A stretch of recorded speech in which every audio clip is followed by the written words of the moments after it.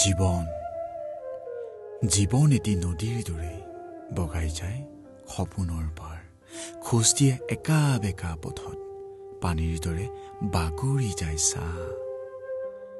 দেউতাৰ কাষত বহি শুনা জীৱনৰ কথা, একে সুৰে সপোনবোৰ কেতিয়াবা দূৰলৈ উৰে আৰু কেতিয়াবা নীৰৱতাই মনৰ সতে খেলে। দেউতা আৰু নাই।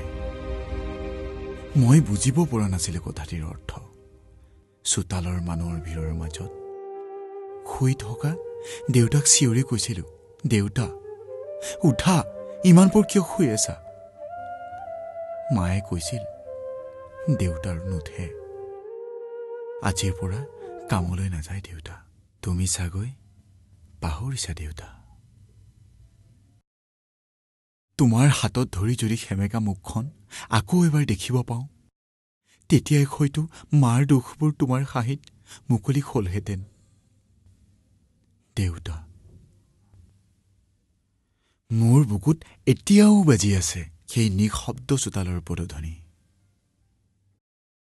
দীঘল নিশাৰ আকাশত সপোনক ডাৱৰে আৱৰে, দুঃচিন্তাই নিশাটোক সহজে সামৰি লয় আৰু দায়িত্বই পুৱাই জগাই তোলে দেউতা।